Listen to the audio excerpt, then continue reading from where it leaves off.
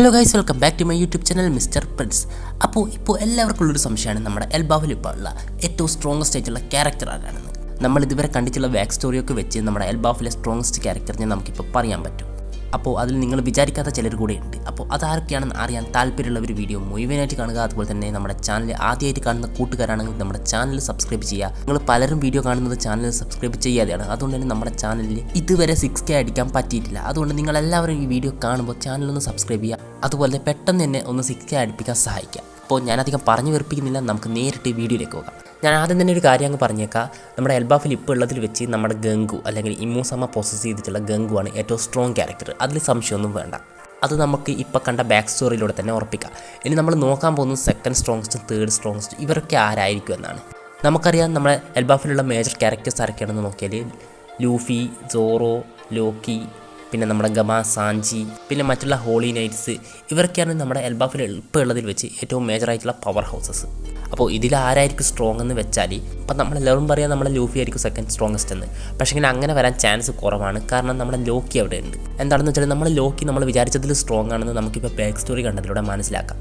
എന്താണെന്ന് വെച്ചാൽ നമ്മുടെ ഹെറൽഡും അതുപോലെ തന്നെ നമ്മുടെ റോക്സും തമ്മിൽ ഒരുപാട് തവണ ഫൈറ്റ് ചെയ്തിട്ടുണ്ട്. അവർ ഫൈറ്റ് ചെയ്ത സമയത്തൊക്കെ അത് ഡ്രോയിലാണ് അവസാനിച്ചത്. അപ്പോൾ നിങ്ങൾക്ക് എല്ലാവർക്കും ചിന്തിക്കാവുന്നതേ ഉള്ളൂ, നമ്മുടെ റോക്സിൻ്റെയും നമ്മുടെ ഹെറൽഡിൻ്റെയും പവർ ഏകദേശം സെയിം ആണ്. എന്നാൽ നമ്മുടെ റോക്സിൻ്റെ ഡെത്തിന് ശേഷം 15 വർഷം കഴിഞ്ഞിട്ടാണ് നമ്മുടെ ഹെറൽഡ് കൊല്ലപ്പെടുന്നത്. അതിനർത്ഥം നമ്മുടെ ഹെറൽഡിന് റോക്സിനെക്കാട്ടും ഒരുപാട് ടൈം കിട്ടുന്നുണ്ട്. ഒരുപക്ഷെ ആ കാലയളവിൽ നമ്മുടെ റോക്സിനേക്കാളും ഒരുപാട് സ്ട്രോങ് ആയി മാറിയിട്ടുണ്ടാവും നമ്മുടെ കിങ് ഹെറൽഡ്. അതുകൊണ്ട് തന്നെ നമ്മുടെ കിങ് ഹെറൽഡ് ആയിരിക്കും ആ ടൈമിലുള്ള ഏറ്റവും സ്ട്രോങ്ങസ്റ്റ് ക്യാരക്ടർ എന്നാണ് എനിക്ക് തോന്നുന്നത്. എന്നാൽ നമ്മുടെ കിങ് ഹെറൽഡിനെ കൊന്നത് മറ്റാരുമല്ല നമ്മുടെ ലോക്കിയാണ്.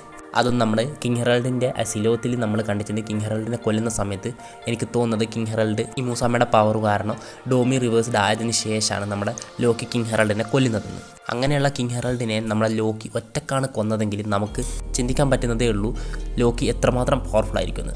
കാരണം നമ്മൾ കണ്ടിട്ടുണ്ടായിരുന്നു നമ്മുടെ റോക്സ് ഡോമി റിവേഴ്സ് ആയപ്പോൾ റോക്സിൻ്റെ പവർ എത്രമാത്രം കൂടിയെന്ന്. ഗാർപ്പിനും റോജറിനും ടീമപ്പായിട്ട് മാത്രമേ നമ്മുടെ റോക്സിനെ ഡിഫീറ്റ് ചെയ്യാൻ പറ്റിയിട്ടുണ്ടായിരുന്നുള്ളൂ. അപ്പോൾ നമ്മുടെ റോക്സുമായിട്ട് ഫൈറ്റ് ചെയ്ത് ഡ്രോയിൽ അവസാനിച്ചിട്ടുള്ള ഹെറൽഡ് ഡോമി റിവേഴ്സ് ആയപ്പോൾ എത്രമാത്രം പവർ കൂടിയിട്ടുണ്ടാവും. ആ ഹെറൽഡിനെ നമ്മുടെ ലോക്കി ഒറ്റക്കാണ് ഡിഫീറ്റ് ചെയ്തതെന്നാണ് ഇപ്പോൾ പറഞ്ഞുകൊണ്ടിരിക്കുന്നത്. അത് സത്യമാണെങ്കിൽ നമ്മുടെ ലോക്കി നമ്മൾ വിചാരിച്ചതിൽ എത്രയോ അധികം പവർഫുള്ളാണ്. അതുകൊണ്ട് തന്നെ ലോക്കി തീർച്ചയായിട്ടും ഈ ലിസ്റ്റിൽ സെക്കൻഡ് സ്ഥാനത്ത് തന്നെ വരും. ഇനിയിപ്പോൾ നിങ്ങൾ പറയും ഷാങ്ക്സ് നമ്മുടെ ലോക്കിനെ ഡിഫീറ്റ് ചെയ്തിട്ടില്ലേ എന്ന്.